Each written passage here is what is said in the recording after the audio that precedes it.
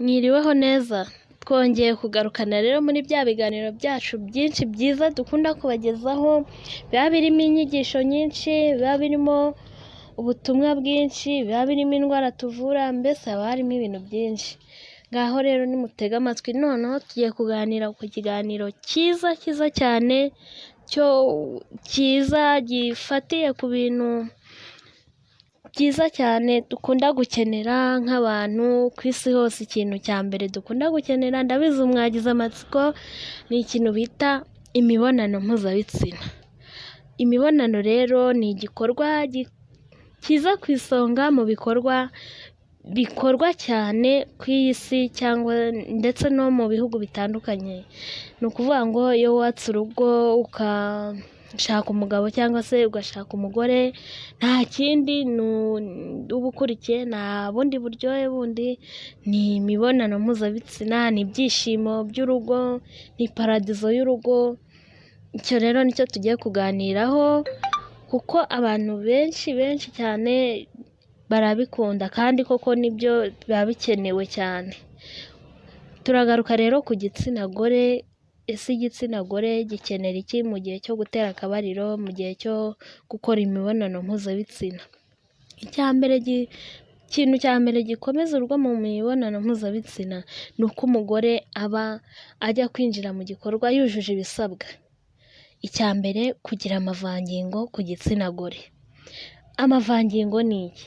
Amavangingo ni amatembabuzi asohoka mu gihe waryohewe n'igikorwa cy'imibonano mpuzabitsina, mu gihe wakiriye icyo gikorwa, wakiriye umugabo wawe mugiye kugikorana, mbese ukishyiramo ko ugiye kugikora, hanyuma n'amavangingo icyo gihe arimena. Ni amatembabuzi rero asohoka mu gihe cyo gukora imibonano mpuzabitsina, ni ububobere bwo mu gitsina buza kubyara y'amazi mu gihe waryohewe n'imibonano mpuzabitsina. Akamaro k'amavangingo ni akahe? Akamaro k'amavangingo, icya mbere, wowe n'uwo mugiye gukorana icyo gikorwa muraryoherwa, mukumva mbese mwageze muri paradizo, mukumva ubundi akenshi niyo paradizo y'urugo. Imibonano mpuzabitsina ni ya paradizo, ni rya juru ritoya ry'urugo, ni ya paradizo y'uwo mwashakanye ndetse n'uwo muri kumwe muri kubaka urugo rugakomera. Aya mavangingo rero nayo ari mu bikenerwa mu kubaka urugo kugira ngo rukomere. Mu gutera akabariro, amavangingo aba akenewe kuko atuma muryoherwa, igikorwa kikagenda neza, ndetse n'wowe mudamu ukaruhuka kubera ko bya bindi byakuvunaga byasohotse, wa mugongo ntabwo uba ukiwutaka, akamwenyu ku munwa kaba kariho kubera ko warangije, wanyajwe rwose ukumva ko umeze neza. Ni ukuvuga ngo akamaro k'amavangingo ni ako ngako, ndetse n'umugabo araryoherwa kuko ntabwo aba akubita ku rutare, aba akubita ahantu horoshye, hari ububobere, hari amazi, akubita amazi agataruka ewana, ku buryo agenda avuga ko afite umugore rwose uruta abandi. Icyo gihe nta gatanya ibaho, nta divorce ibaho, nta gucana inyuma bibaho, kubera ko amavangingo uba uyafite nta kibazo. Tukagaruka rero ku kindi, niba tubonye ko ibyiza by'amavangingo, turaza ku kintu twita akamaro k'amavangingo. Twakabonye, ingaruka zo kubura amavangingo ni izihe? We mugore udafite amavangingo, ese ufite izihe ngaruka mu kubaka urugo rwawe? Icya mbere, mu gutera akabariro iyo nta mavangingo, uba wumagaye mu gitsina. Ukuvuga ngo nta bubobere, nta bushake uba ufite kuko igitsina kiba cyumagaye, umugabo arakubita akumva ni ku rutare. Iyo ni ingaruka yo kutagira amavangingo. Ikindi cya kabiri ni ugukomereka mu gihe cyo gutera akabariro. Mu gihe cy'imibonano urakomereka kubera ko nta mavangingo uba ufite nyine, kugira ngo cya gitsina cyawe kibe cyoroshye. Niyo mpamvu rero ukomereka mu gihe cyo gutera akabariro, ku buryo niba uri gukorana imibonano mpuzabitsina n'umuntu wanduye, ushobora guhita wandura kubera ko nta bubobere ufite mu gitsina, nta mavangingo ufite. Ikindi cya gatatu cy'ingaruka zo kutagira amavangingo ni ukutishimira imibonano. Niba utoroshye mu gitsina ukaba nta mavangingo, ni ukuvuga ngo n'imibonano ntabwo uyishimira, ntabwo ugira ubushake, ntabwo wumva ubishaka. Umugabo niwe uhora agushyiraho pressure kubera ko cya gikorwa ugikeneye urapfa kubikora, byo gupfa kubikora nta bushake uba ufite. Ikindi ingaruka zo kutagira amavangingo ni divorce nakubwiye hejuru. Niba umugabo ataryohewe, niba umugore ataryohewe, ni ukuvuga ngo divorce irabaho. Arajya hirya aryoherwe, bamunyarire, bishoke, bigire bite, hanyuma naza kuri wowe akubite wapi, yumve ni urutare. Ni ukuvuga ngo nahura n'akaga kumi kakiri gatoya, cyangwa wenda tuvuge wowe ufite imyaka myinshi, ni ukuvuga ngo biramutera kugira gute, kumutwara, bimuhite muhana divorce wowe, bimuhite mutandukana gutyo kubera ya mavangingo udafite. Ikindi cya gatanu gishobora kuba ari ingaruka zo kubura amavangingo, ni ukuvuga ngo gucibwa inyuma, bya bindi nakubwiraga, arakubita hirya yumve biratarutse, aze kuri wowe yumve ni urutare. Ibyo rero birahita bituma azajya guca inyuma. Mushobora kuguma kubana nta divorce ibayeho yego, ariko kuguca inyuma byo ntibibure. Turagaruka rero mu kureba ese impamvu itera kubura amavangingo ni iyihe ku badamu. Turabizi ko buri mudamu aba aremwe ku buryo agira amavangingo, Imana yaturemye kimwe, ariko bamwe barayagira abandi ntibayagire. Ni iyi mpamvu bitera kuba bamwe bagira amavangingo abandi ntibayagire. Impamvu ya mbere ni kuba warikinishije. Ushobora kuba warikinishije uri umukobwa, ushobora kuba wikinishije uri umumama, ndakubwiza ukuri ibyo bintu ni bibi, bihagarike. Niba waranabikoze tugane tuguhe umuti ukire, kwikinisha bishire, hanyuma ugire amavangingo nk'abandi badamu.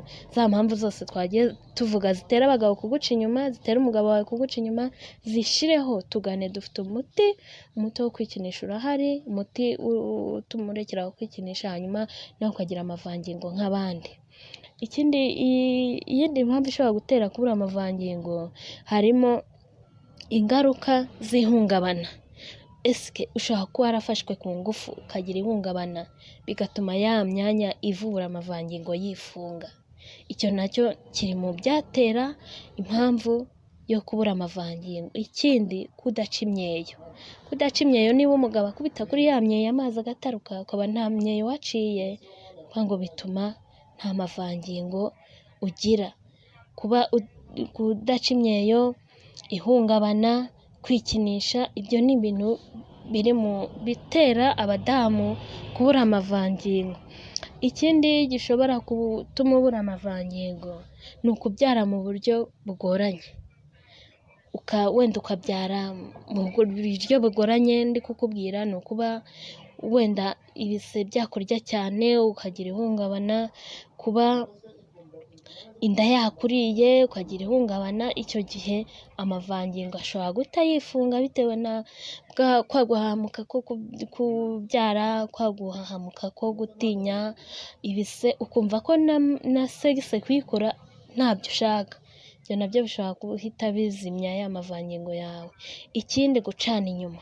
Niba umugabo yaguciye inyuma cyangwa umugore waciye inyuma umugabo, bishobora gutera amavangingo kubura, kubera ko niba ugiye kubonana n'umugabo wenda ukumva atandukanye nawe undi wabonanye nawe, ni ukuvuga ngo nta mavangingo uri bumuhe. Kubera iki? Kubera ko wamuciye inyuma, hari uwo wayafunguriye. Ni ukuvuga ngo umugabo, iyo uciye umugabo inyuma cyane, bituma ya mavangingo wamuhaga yifunga, ahubwo akifungura ari uko wagiye kuri wa wundi. Ibyo nabyo bitera kubura amavangingo.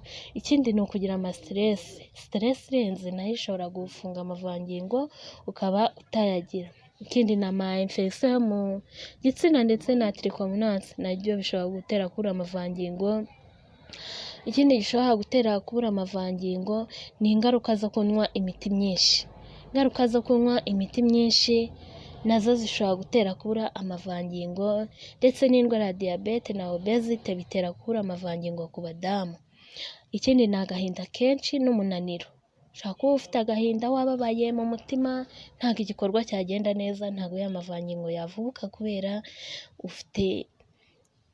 ukuvuga ngo ufite agahinda, ufite umubabaro, ntabwo umutima wawe wishimye, ntabwo mu bwonko bwawe harimo umunaniro, harimo umubabaro, harimo agahinda, ntabwo ushaka kugira amavangingo kubera iyo mpamvu.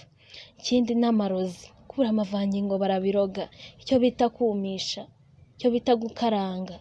Ni ukuvuga ngo niba wazanaga amavangingo hagati agashira, wenda ntabwo uri muri onapo, napo nayo ishobora kuba muri bimwe bitera kubura amavangingo. Icyo gihe niba utari muri onapo ukaba nta maseresi ugira, ukaba ukundanye n'umugabo wawe, waranyaraga mbere ubu ntago ukinyara. Amarozi nayo ibyo nabyo barabiroga, icyo bita gukaranga, bakagukarangana n'umucanga ku buryo wuma kumagara cyane, ariko ibyo ntugire ikibazo, turabivura, uraza tukabikuvura hanyuma ugakira. Ikindi kubura ukuri hagati y'abashakanye, niba mutangiye kubeshyanya hajemo amanyanga, amavangingo ntabwo aza neza nk'uko yakagombye kuza. Hari n'igihe abura burundu kubera iki? Nta cyizere mufitanye hagati yanyu, harimo kubeshyanya, harimo amanyanga.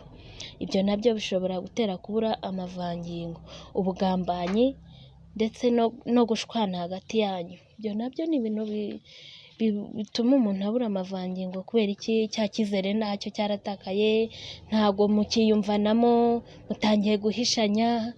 Icyo gihe nta mavangingo we mudamu cyangwa we mubyeyi wabona. Kubera iki? Kubera ko hagati yanyu iyo hari urukundo, buriya hari kwizerana, hari kudacana inyuma, byose biba biri tayari, urugo rwa paradizo. Rero niba ufite ikibazo cyo kutanyara, cyo kutagira amavangingo, cyo kutagira ubushake, tugane tugufashe, tuguhe umuti. Umuti urahari ku buryo umugabo akubitaho amavangingo akisuka, uwunywa rimwe gusa, hanyuma umugabo rwose yaza yakubitaho akumva ni tayari, akaba umugore wanjye se noneho byagenze bite?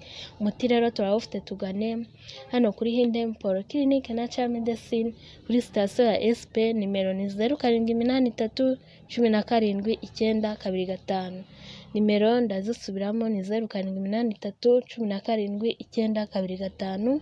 Tugane tuguhe umuti, hanyuma nawe uvubure nk'abandi, nta kibazo ufite. Niba wararozwe turabivura, niba ufite amastress turaguha umuti ku buryo ujya gukora imibonano wumva nta kibazo, niba warahuye n'ihungabana turagukorera counseling, turagukansoringa, hanyuma igikorwa kigende neza, tuguhe n'umuti ugufasha.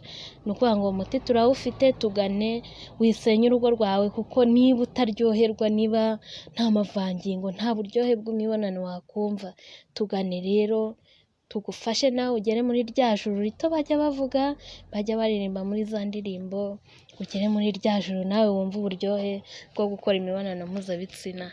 Guma rero ukurikirana ibiganiro byacu, ukora share, ukora subscribers, ukora like, hanyuma kugira ngo ujye ubona ibiganiro byacu. Ni byiza kandi birubaka.